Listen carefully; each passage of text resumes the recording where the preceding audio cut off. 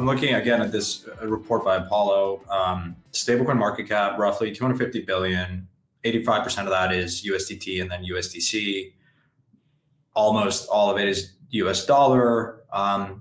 Apollo predicts, this is like their chief economist, says stablecoin market cap could grow to 2 trillion in 2028, currently 255 billion. Most notably, stablecoin volumes have now surpassed Visa. So transaction volumes 2024, stablecoins 28 trillion, Visa 13 trillion, MasterCard 10. And so, yeah, I think the point that you made there around the Genius Act, like that really, I think is a huge detonator. It's kind of hard to underwrite because in all of my time in crypto, I've just been terribly wrong in my predictions. Like Aave, for instance, I would have thought there, oh, maybe we get like $1 billion in deposits, and it's now like, what is it, 30 billion or 40 billion? One of the things I've just observed, anytime like technology has this, like anytime you remove friction, in this case, the regulatory burden was a big friction point to adopt stablecoins. It unleashes like this nonlinear demand.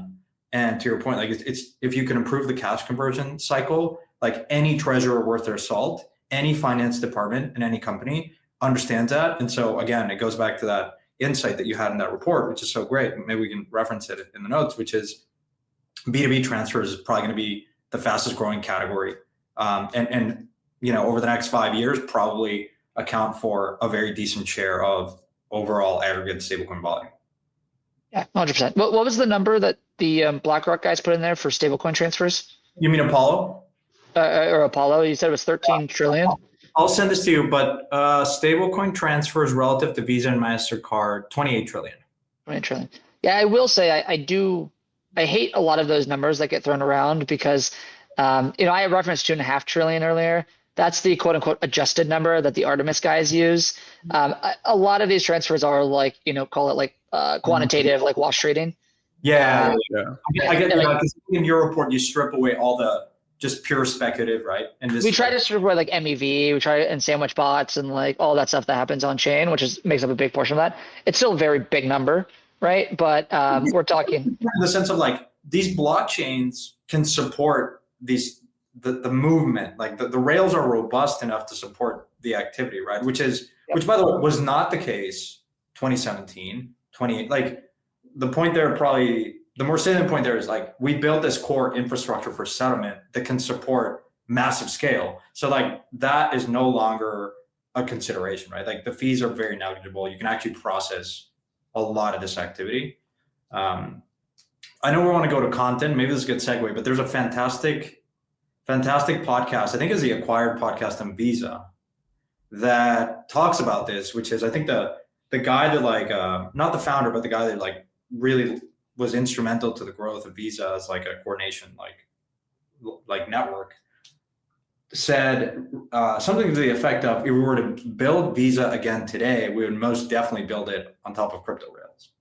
And obviously Guy, we could probably have on the podcast, but they've been fairly active in seizing the opportunity that they see in like stablecoins, I would say. Yeah, they've been extremely forward looking.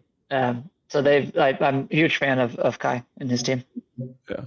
I thought there was also an interesting Morgan Stanley report that I can send to you guys that says, I thought there's an interesting line in here. It says, stablecoins are disruptive to payment networks in the broader credit card industry. Stablecoins could disrupt existing payment networks, which have historically had resilient business models. And it goes on to talk about how credit cards and payment networks have been one of the most resilient business models that we've seen over the last 50 years. And stablecoins are the first real challenger to that. So I thought it was great.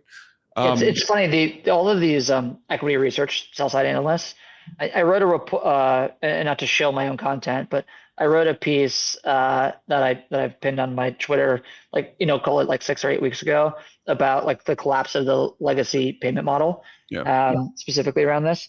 And after I wrote that, I probably had 5 or 7 sell-side analysts from places like Morgan Stanley reach out to me and be like, hey, listen, like we're thinking about the same thing. Can we chat, right? And everybody across the street sees the potential for this, and they want to understand, what and what it could mean for the equities of the things that they cover.